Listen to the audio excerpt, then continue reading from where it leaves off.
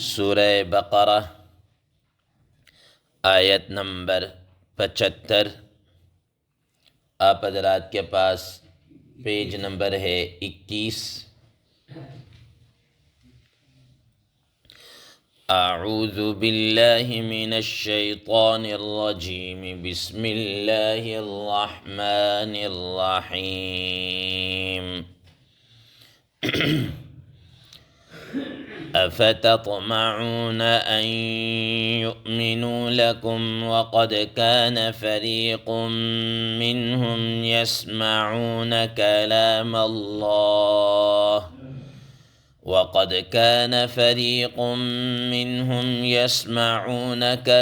الله ثم يحرفونه من بعد ما عقلوه وهم يعلمون۔ صدق الله العظيم۔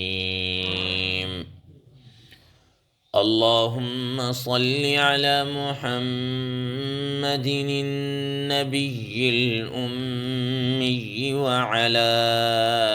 آله وسلم تسليما كثيرا كثيرا۔ محترم سامعین کرام، اس آیت مبارکہ کا ترجمہ اللہ تبارک و تعالی ارشاد فرماتے ہیں، افتطمعون ان یؤمنوا لکم، اے مسلمانوں، اے مومنوں، کیا تم امید رکھتے ہو، توقع رکھتے ہو کہ وہ تمہارے لیے تمہارے کہنے کی وجہ سے ایمان لے کر آئیں گے؟ وقد كان فریق منہم یسمعون کلام اللہ، اور جبکہ ان میں سے ایک گروہ ایسا ہے جو اللہ تعالیٰ کا کلام سنتے ہیں، جو اللہ تعالیٰ کا کلام سنتے ہیں۔ ثم یحرفونہ من بعد ما عقلوہ، پھر وہ اس کو تبدیل کر دیتے ہیں، اس میں تحریف کر دیتے ہیں اس کے سمجھنے کے باوجود بھی۔ وہم یعلمون، اور وہ اس بات کو جانتے بھی ہیں کہ وہ بات کے اندر، کلام کے اندر تحریف کر رہے ہیں، تبدیل کر رہے ہیں۔ محترم سامعین کرام، ما قبل کی آیت مبارکہ میں اللہ تبارک و تعالی نے ان یہود کے متعلق فرمایا کہ یہ لوگ ایسے بدبخت ہو چکے ہیں کہ ان کے دل پتھر، بلکہ پتھروں سے بھی زیادہ کیا ہے، سخت ہو چکے ہیں۔ ان کے دل پتھروں سے بھی زیادہ سخت ہو چکے ہیں۔ اور اللہ تبارک و تعالی نے فرمایا کہ پتھر تو بعض ایسے ہیں کہ ان سے انسانوں کو فائدہ پہنچتا ہے، بعض ایسے ہیں کہ ان سے نہریں جاری ہو جاتی ہیں، اور بعض ایسے ہیں کہ جن سے کچھ نہ کچھ پانی نکلتا ہے، اور بعض ایسے ہیں کہ جن میں سے جو اللہ تعالیٰ کے ڈر اور خوف کی وجہ سے، خشیت کی وجہ سے وہ گر پڑتے ہیں۔ محترم سامعین کرام، کل ایک بات رہ گئی تھی جس کو میں نے کہا تھا کہ انشاءاللہ عزیز آئندہ بیان کی جائے گی۔ آپ حضرات اکثر و بیشتر مشاہدہ یہ کرتے رہتے ہیں، اور یہ بات ہمارے مشاہدہ کے اندر بھی آتی ہے کہ پتھروں سے پانی کا جاری ہونا، یا چشموں کا پھوٹنا، یا پانی کا نکلنا، عموماً یہ ہم اس کا مشاہدہ کرتے رہتے ہیں، اور یہ ہمارے لیے کوئی اجنبے کی بات نہیں ہے۔ لیکن یہ کہنا کہ پتھروں کا اللہ تعالیٰ کے خوف اور ڈر کی وجہ سے کیا ہے گر جانا، یہ کیا چیز ہے؟ کہ کیا پتھروں کے اندر بھی کوئی ایسا شعور ہے، کوئی ایسا ادراک ہے؟ کیا وہ ڈرتے ہیں؟ چونکہ یہ چیز ہمارے مشاہدے کے اندر اس طریقے سے نہیں ہے۔ ہم یہی سمجھتے ہیں کہ یہ پتھر اگر ان کے اندر کوئی زندگی کے آثار ہوتے، یا حیات ہوتی، یا کچھ ہوتا، تو یہ ہم سے بات چیت کرتے، ہمارا کچھ کہنا مانتے، سنتے، کچھ ہمیں بتاتے۔ لیکن محترم سامعین کرام، اللہ تبارک و تعالیٰ نے ہر چیز کے اندر حیات کا کچھ نہ کچھ حصہ اور شعور کیا ہے رکھا ہے۔ وہ ہر مخلوق کے اعتبار سے اسی طریقے کے ہے۔ قرآن مجید میں اللہ تبارک و تعالیٰ نے کئی مقامات پر یہ بات ارشاد فرمائی ہے، تسبح لہ من فی السماوات ومن فی الارض، کہ اللہ تبارک و تعالیٰ کے لیے جو کچھ ساتوں زمینوں آسمانوں کے اندر جو کچھ ہے نا وہ سب کی سب اس کی تسبیح بیان کر. تسبح له السماوات السبع والارض ومن فیہن وَإِن مِّن شَيْءٍ إِلَّا يُسَبِّحُ بِحَمْدِهِ وَلَكِن لَّا تَفْقَهُونَ تَسْبِيحَهُمْ. ہر چیز اللہ کی تسبیح بیان کرتی ہے لیکن تم اس کی تسبیح کو سمجھ نہیں سکتے. تم اس کی تسبیح کو کیا ہے سمجھ نہیں سکتے. تو یہ پتھر ان کے اندر کچھ نہ کچھ حیات اور کچھ نہ کچھ شعور ہے جس کو یہ بولتے ہیں سمجھتے ہیں، لیکن ہمیں اس کا علم نہیں ہے، ہم نہیں سمجھ سکتے. محترم سامعین کرام، حدیث مبارکہ میں آتا ہے رسول اللہ تعالیٰ علیہ وسلم نے فرمایا کہ یہ جو احد کا پہاڑ ہے یہ ہم سے محبت کرتا ہے اور ہم اس احد پہاڑ سے کیا کرتے ہیں محبت کرتے ہیں. اب دیکھیں اس کے اندر کوئی نہ کوئی شعور ایسا تو ہے نا جس کی وجہ سے اس کے اندر تعالیٰ نے محبت کا مادہ کیا ہے رکھا ہے، پسند کا مادہ کیا ہے رکھا ہے. اسی طریقے سے حدیث مبارکہ میں آتا ہے رسول اللہ تعالیٰ علیہ وسلم نے ارشاد فرمایا کہ میں ایک ایسے پتھر کو جانتا ہوں کہ مکہ مکرمہ کے اندر ایک ایسا پتھر ہے کہ جب میں نبی تھا مکہ مکرمہ سے گزرتا تھا تو وہ مجھے سلام کیا کرتا تھا، السلام علیک یا رسول اللہ. ٹھیک ہے نا، وہ نبی صلی اللہ علیہ وسلم کو سلام کیا کرتا تھا. اسی طریقے سے حدیث مبارکہ کے اندر واقعہ آتا ہے کہ آپ صلی اللہ تعالیٰ علیہ وسلم نے ایک مرتبہ یہ جو کنکریاں ہیں، حضرت سیدنا ابو ذر غفاری رضی اللہ تعالیٰ عنہ کی روایت ہے، وہ فرماتے ہیں کنکریاں تھیں. اب انہوں نے آپ صلی اللہ تعالیٰ علیہ وسلم کے ہاتھوں میں تسبیح پڑھنا شروع کر دی اور فرماتے ہیں کہ میں اس کی تسبیح کو جیسے شہد کی مکھیوں کی بن بناہٹ ہوتی ہے ویسے میں اس کو سن رہا تھا اور محسوس کر رہا تھا. پھر آپ صلی اللہ علیہ وسلم نے ان کو چھوڑ دیا، رکھ دیا، تو وہ ان کی وہ تسبیح کیا ہے ختم ہو گئی. پھر آپ صلی اللہ تعالیٰ علیہ وسلم نے وہی کنکری حضرت ابو بکر صدیق رضی اللہ تعالیٰ عنہ کو پکڑائی اور ان کے ہاتھوں میں بھی پڑھنا شروع ہو گئی. پھر ان کے ہاتھ سے لے کر حضرت عمر رضی اللہ تعالیٰ عنہ کے ہاتھ میں پکڑائی، پھر وہاں پر بھی کیا ہے وہ تسبیح پڑھنا شروع ہو گئی. پھر ان کے ہاتھ سے لے کر آگے حضرت عثمان غنی رضی اللہ تعالیٰ عنہ کے ہاتھ میں پکڑائی، ان کے ہاتھ میں بھی کیا ہے پڑھنا شروع ہو گئی. تو یہ حضرت ابو ذر فرماتے ہیں کہ یہ ان کی تسبیح میں مکھیوں کی شہد کی مکھیوں کی بنبناہٹ کی طرح کیا میں محسوس کر رہا تھا اور سن رہا تھا. تو اللہ تعالیٰ نے ان کے اندر کچھ نہ کچھ کیا ہے شعور اور کچھ نہ کچھ کیا ہے چیز رکھی ہے. اسی طرح باقی چیزیں مثال کے طور پر درخت وغیرہ ہیں، لکڑیاں ہیں. اب بظاہر ہمارے لیے یہ کیا ہے، یہ کیا کہتے ہیں نباتات ہیں، ان کے اندر کچھ بھی نہیں ہے، شعور نہیں ہے یا کس طرح. آپ حضرات کے علم ہے کہ جب رسول اللہ تعالیٰ علیہ وسلم مدینہ منورہ میں ایک کھجور کے تنے کے ساتھ کھڑے ہو کر کیا کہتے ہیں تبلیغ یا کوئی وعظ یا کوئی بات کیا کرتے تھے، جب آپ صلی اللہ تعالیٰ علیہ وسلم کے لیے ممبر اور محراب بنا دیا گیا، ممبر سا بنا دیا گیا، تو آپ صلی اللہ تعالیٰ علیہ وسلم اس پر جب تشریف فرما ہوئے تھے بیٹھا تو حضرات صحابہ کرام رضوان اللہ تعالیٰ علیہ مجمعین بھی بیٹھے ہوئے تھے کہ اتنے میں رونے کی کیا ہے آواز آنا شروع ہو گئی، بلبلانے کی، جیسا بچہ روتا ہے آواز. حضرات صحابہ کرام رضوان اللہ تعالیٰ علیہ مجمعین نے بھی سنا، وہ دیکھ رہے ہیں کہ ادھر تو کوئی بچہ نہیں ہے کہ رونے کی آواز آ رہی. یہاں تک کہ رسول اللہ تعالیٰ علیہ وسلم اٹھے اور اس ستون کے پاس گئے جس کے ساتھ ٹیک لگایا کرتے تھے، اس کو اپنے سینے کے ساتھ لگایا اور وہ پھر ایسے جیسے بچہ ہچکیاں لے کر ماں کی گود میں جیسے ہوتا ہے نا خاموش ہوتا ہے ایسے وہ. تو یہ کچھ نہ کچھ شعور اللہ تعالیٰ نے ان کے اندر کیا ہے رکھا ہے. اس شعور کی وجہ سے فرمایا کہ بعض ایسے پتھر ہیں جو اللہ تعالیٰ کا ان کے اندر کیا خوف اور خشیت ہوتی ہے، اس خوف اور خشیت کی وجہ سے وہ کیا ہے گر پڑتے ہیں. محترم سامعین اکرام، اب یہ ضروری نہیں ہے کہ ہر مرتبہ جو پتھر گرے وہ اللہ تعالیٰ کے خوف اور خشیت سے ہی ہوگا، بسا اوقات نہیں بھی ہوتا ہوگا. ٹھیک ہے، تو بہرحال یہ کل کی ایک بات تھی جو آپ حضرات کے سامنے اس کو کیا کر دیا بیان کر دیا. آج کے اس درس آیت مبارکہ میں افتطمعون ان یؤمنوا لکم، اس کے بارے میں اللہ تبارک و تعالی ڈائریکٹلی مسلمانوں کو، اہل ایمان کو مخاطب کرتے ہوئے ارشاد فرما رہے ہیں کہ تم کیا گمان کرتے ہو، تمہاری کیا توقع ہے، تمہاری کیا آرزو اور تمنا ہے کہ یہ لوگ جو اہل یہود ہے یہ ایمان لے کر آ جائیں گے، یہ ایمان لے کر آ جائیں گے. فرمایا کہ ان جیسا ضدی، ہٹ حرام اور تعصب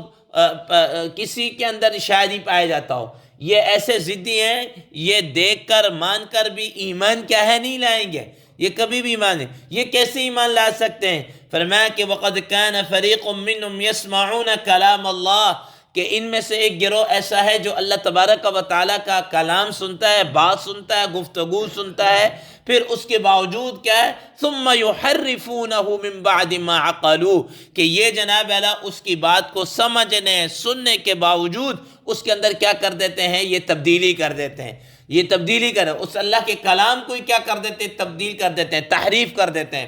محترم سامعین کرام، حضرات مفسرین کرام رحم اللہ فرماتے ہیں کہ یہ جو کلام تبدیل کرنا تھا یہ کیسے، فرماتے ہیں کہ یہ اس طرح تھا کہ جب موسیٰ علیہ السلام اپنی قوم کے 70 افراد کو جب لے کر طور پہاڑ کے اوپر گئے اور انہوں نے اللہ تعالیٰ کا کلام سنا کہ اللہ تعالیٰ نے یہ کہا کہ ہاں بھئی یہ میں نے نازل کیا ہے یہ کلام، اب انہوں نے سنا اور سننے کے بعد قوم سے آ کر یہ کہا کہ ہاں اللہ تبارک و تعالیٰ نے کہا ہے کہ یہ میری کتاب ہے، لیکن اللہ تبارک و تعالیٰ نے یہ نہیں کہا کہ بھئی تم نے اس کو جناب اعلیٰ پکڑنا ہے، یہ کرنا ہے، ایسا نہ، فرمایا کہ ہو سکا تو لے لینا، ہو سکا تو چھوڑ دینا، ٹھیک ہے نا، ہو سکا تو لے لینا، ہو سکا پھر اللہ تبارک و تعالیٰ کی طرف سے ان پر کیا ہے عذاب آیا، اور یہ جو سارا کچھ ہے، ٹھیک ہے نا، تو یہ اللہ تبارک و تعالیٰ کی یعنی کہ اس کلام کو سن کر کیا جڑا، حالانکہ اللہ تبارک و تعالیٰ نے فرمایا تھا، حضرات مفسرین کرام رحم اللہ فرماتے ہیں کہ بھئی تم اس کو لے لو، تم اس پر عمل کرو، پھر اگر بتقاضے بشریت کوئی کمی کوتاہی رہ گئی تو میں اس سے کیا کر دوں گا، درگزر کر دوں گا، میں اس سے کیا کر دوں گا، درگزر کر دوں گا۔ لیکن انہوں نے کیا کہہ دی کہ مرضی کر لو، مرضی چھوڑ دو، کوئی ضروری نہیں ہے، ٹھیک ہے نا، اس طرح کی تبدیلی۔ اور ایسے ہی بعض رات مفسرین کرام رحم اللہ فرماتے ہیں، آگے چل کر ہم انشاءاللہ عزیز پڑھیں گے کہ یہ اللہ تبارک و تعالیٰ کے جو احکام تورات تھے اس کے اندر بھی تبدیلی کرتے تھے، جو بڑے بڑے ان کے علماء تھے وہ پیسے لے کر مسئلے کو حلال کو حرام، حرام کو حلال کر دینا، اور یہ اس طریقے سے وہ کرتے تھے، جو جتنا زیادہ گڑ ڈالتا تھا جی اتنا میٹھا، اتنا ہی جناب اللہ اس کے مطابق وہ فتویٰ دیتے تھے، یہ ان کے ہاں یہ عام تھا۔ نبی صلی اللہ تعالیٰ علیہ وسلم کے زمانے کے اندر بھی جو یہودی تھے وہ بھی کیا کرتے تھے، تبدیلی کیا کرتے تھے، احکامات کے اندر کیا کرتے تھے، تبدیلی کرتے تھے۔ وہ قرآن مجید میں ہے وَإِنَّهُ لَيَعْلَمُونَ الْحَقَّ أَنْ، کہ وہ جانتے تھے کہ یہ جو رسول اللہ تعالیٰ علیہ وسلم لے کر آئے یہ حق بات ہے، یہ سب کچھ بالکل سچ ہے، آپ سب اللہ تعالیٰ کے نبی ہیں اور ان کی ساری نشانیاں وہ دیکھتے تھے، لیکن وہ کہا کر پھر بعد میں نے کہا کہ نہیں نہیں نہیں، یہ وہ نبی نہیں ہے جن کے متعلق کہا کہ بلکہ ہزار نبی صلی اللہ علیہ وسلم کا آیا تھا قد، درمیانہ قسم کا قد ہوگا، بالکل بلیک کلر کی آنکھیں ہوں گی، بال گنگریالے ہوں گے، تو انہوں نے کہا کہ نہیں، نبی صلی اللہ علیہ وسلم کی یہ نشانیاں نہیں، بلکہ یہ تھی کہ قد لمبا ہوگا، بال سیدھے ہوں گے، آنکھیں نیلی ہوں گی، اس قسم کی انہوں نے کیا کر دی، تبدیلی کرنا شروع کر دی۔ تو محترم سامعین کرام، حضرات مفسرین کرام رحم اللہ فرماتے ہیں کہ جیسے کہ حدیث مبارکہ میں آتا ہے کہ رسول اللہ تعالیٰ علیہ وسلم پہلے ان کی دلجوئی کے لیے، ان کی موافقت کے لیے کہ شاید یہ ہماری طرف کیا ہے مائل ہو جائیں، ان کے کچھ احکامات کے مطابق نبی صلی اللہ علیہ وسلم نے عمل کیا ہے، جیسا کہ بیت المقدس کی طرف رخ کر کے نماز پڑھنا، یہ پڑھتے رہیں، پھر آپ صلی اللہ تعالیٰ علیہ وسلم کیا کہتے ہیں، اسی طریقے سے روایات میں آتا ہے کہ نبی صلی اللہ علیہ وسلم درمیان میں مانگ کیا ہے نکالا، پہلے آپ صلی اللہ علیہ وسلم جو مشرکین تھے وہ کسی اور طریقے سے بالوں کی مانگ نکالتے تھے، اور یہ یہود تھے بالوں کو بالکل سٹریٹ پیچھے کر دیتے تھے، تو نبی صلی اللہ تعالیٰ علیہ وسلم نے ان کی موافقت میں بالوں کو بالکل سیدھا کرنا شروع کر دیا، اور اسی طریقے سے اور بھی کئی چیزیں ایسی جن میں آپ صلی اللہ تعالیٰ علیہ وسلم ان کے ساتھ اس طور پر کہ تاکہ یہ ہمارے مانوس ہو جائیں، موافق ہو جائیں اور یہ ایمان لے کر آئے، جب دیکھا کہ یہ بالکل ہی نہیں تو آپ صلی اللہ تعالیٰ علیہ وسلم نے پھر ان کے ہر کام کے اندر کیا کی، مخالفت کی، جیسا کہ حدیث میں پھر بیت اللہ شریف کی طرف نماز پڑھنے کا حکم آ گیا، آپ صلی اللہ علیہ وسلم نے مانگ درمیان میں نکالنا شروع کر دی، اسی طریقے سے وہ لوگ 10 محرم کا روزہ رکھا کرے تو آپ صلی اللہ علیہ وسلم فرمایا کہ ان کی یہود کی مخالفت کرو، 10 کے ساتھ ایک اور ملا لو، چاہے 9 ملا لو یا 11 ملا لو، ٹھیک ہے، ان کی مخالفت کرو۔ اسی طریقے سے جناب اعلیٰ